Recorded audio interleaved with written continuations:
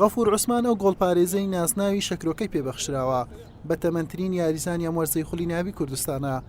غەفور لە تەمەنی 40 ساڵیدایە و هەنگاوەکانی لە 41ەمین مۆمی تەمەن نزیکی دەکاتەوە. غەفور عوسمان ماوەی 23 ساڵە بووەتە پارێزەری تۆڕی گۆڵیانەکان، هاوکات تەمەنی لە خولی ناوی کوردستان زیاترە. سەرەتای ئاشنابوونی بە تۆپی دەرگای بروسکی بەڕوویدا واڵا دەکرێ و هەر لەم دەرگایەوە دوو نازناوی خولی ناوی کوردستانی لەگەڵ هاوڕێکانی بەرز کردەوە و 5 وەرزیژ وەک باشترین گۆڵپارێزی خولی ناوی کوردستان فەڵات کرا. دواتر بۆ ماوەی 9 وەرزە لەگەڵ یانەی ئەڕاد وەک گۆڵپارێزی سەرەکی دەردەکەوێت. غەفور بە بۆفۆنی ئیتاڵی سەرسامە و دەیەوێت ڕێچکەی ئەو بگرێتە بەر و ناوێت بەم تەمەنەوە واز لە یاریکردن بهێنێت. من لە ساڵی 2000 دەستم بە یاریکردن کرد لە لاوانی بروسک وەرگیرام.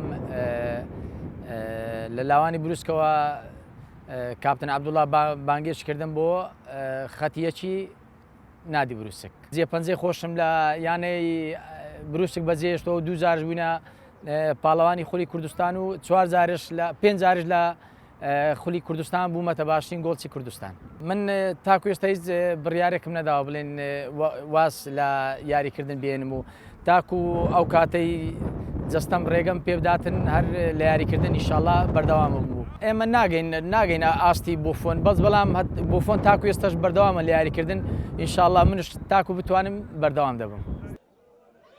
عەبدوڵڵا مەحموودی گۆڵپارێزی پێشوو ڕاهێنەر لە ئێستادا یەکەم ڕاهێنەری غەفور بۆ لایەنەی بروسک دەڵێت بەهۆی پابەندی غەفورەوە بە مەشقەکان و دوورکەوتنەوەی لەو شتە خراپانەی کاریگەری نەرێنی لەسەر یاریزان دروست دەکات، پێشبینی دوو وەرزی دیکەی بەردەوامی بۆ دەکات، هەر ئەویش نازناوی شەکرۆکەی بە گۆڵپارێزە بە تەمەنەکە بەخشیوە.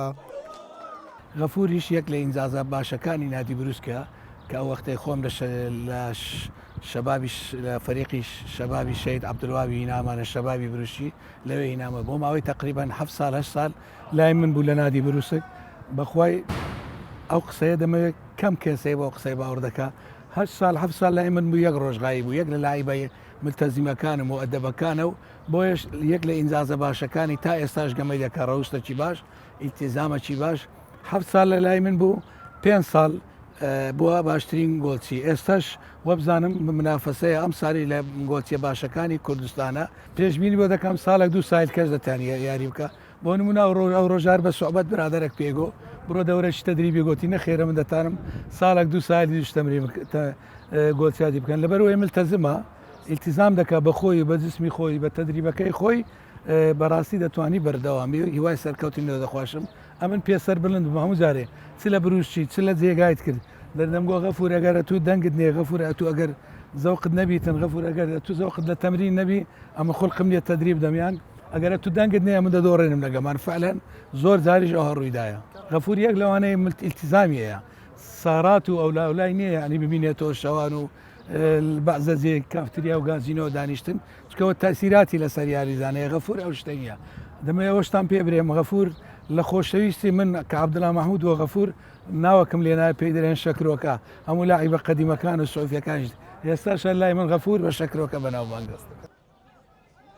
هاوتەمەنەکانی غەفور عوسمان لە کاروانی وەرشی بەسەر دوو بەشدا دابەش بوون. بەشێکیان کۆتاییان بە کاروانی وەرشی هێناوە، لە بەرامبەردا بەشەکەی تریان دابەش بوون بەسەر ستافی ڕاهێنەران و دەستەی کارژێریانەکان. بەڵام غەفور بەم تەمەنەوە لەم وەرزەدا زۆرترین کلینشیتی هەیە، لە کۆی 24 یاری 14 یاری گۆڵەکەی بە پاکی هێشتۆتەوە و کەمترین گۆڵیشی لەسەر تۆمار کراوە. بەمەش پێمان دەڵێت تەمەن لای ئەو تەنها ژمارەیە. حسێن محەممەد کەناڵی پێیام هەولێر.